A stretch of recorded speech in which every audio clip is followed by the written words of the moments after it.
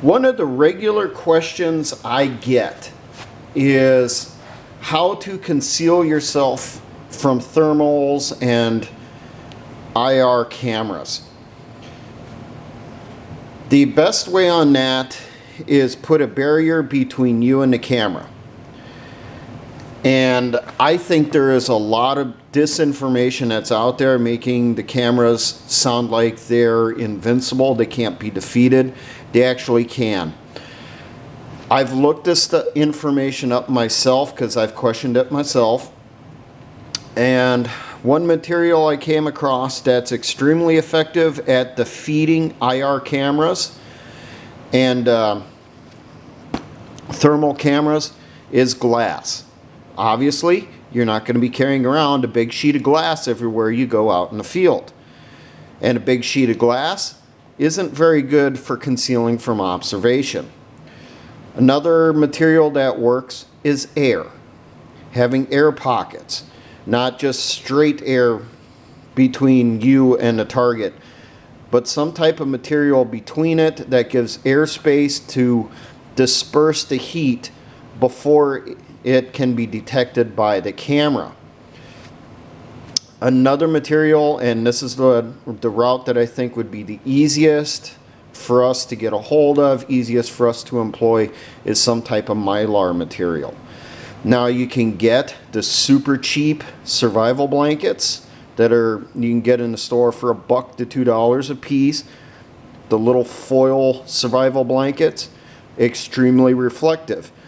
You put that over something, you don't have another material over that, it's going to reflect out light, giving away your position. Plus, those things are usually made pretty cheaply. They're not that rugged. They're not made for getting used over and over and over again.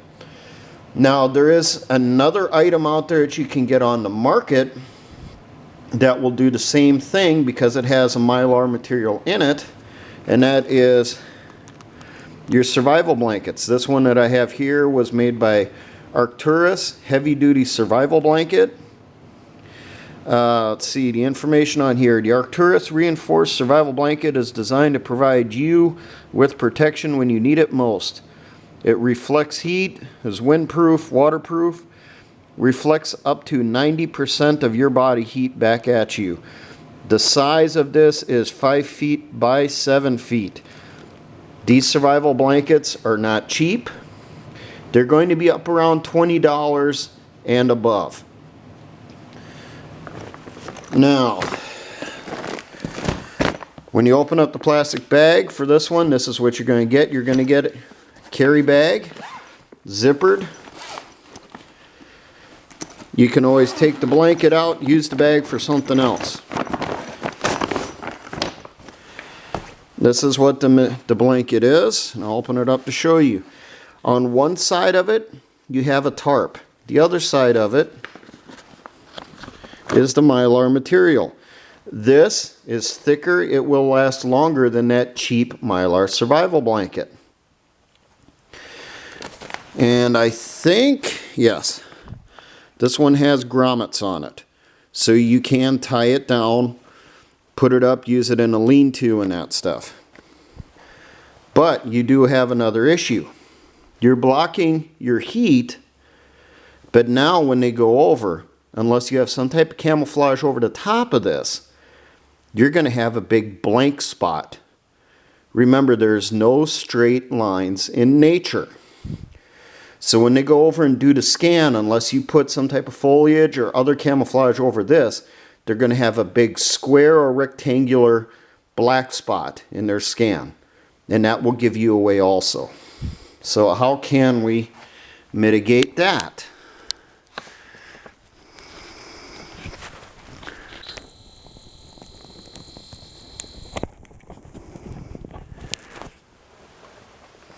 Now what I have here is just a basic quick lean-to, like what you would put up in winter.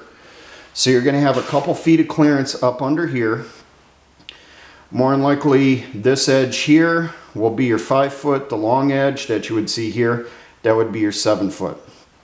So we have our support system that we put together with poles underneath.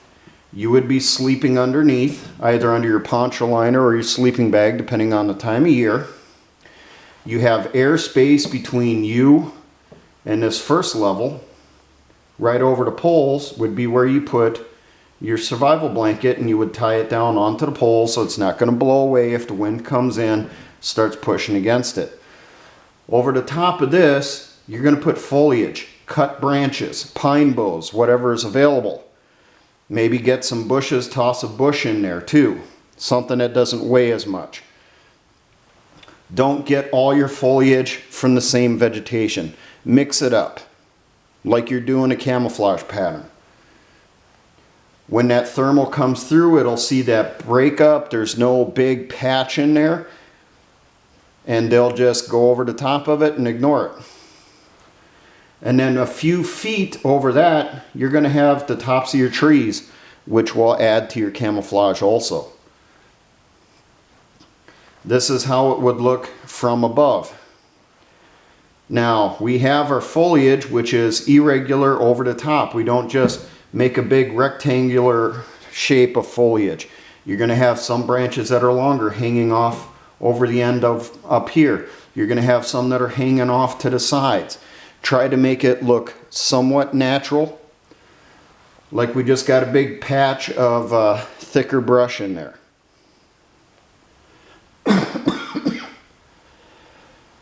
Concealing the actual A-frame underneath.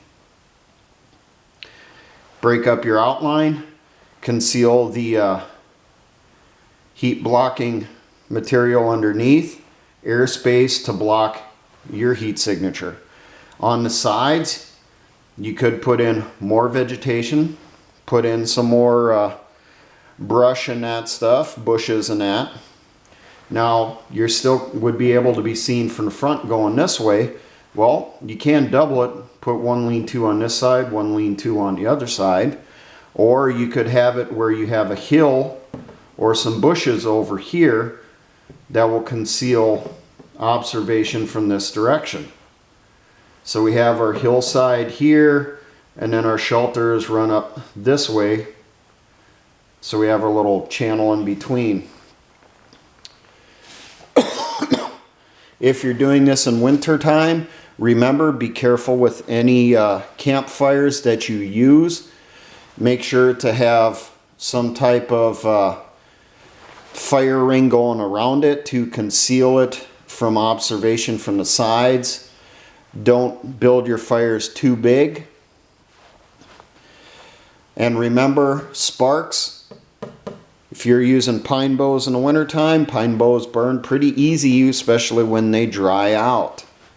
So try to make sure you're using a dry material that you're burning. Don't use stuff that's going to give off a lot of smoke, a lot of sparks. There you go. That's one way you can mitigate your signature for IR scopes and thermals. It's just an idea. I have another method that I plan on using for our unit. I am not going to do a video on it, on how to conceal shelters.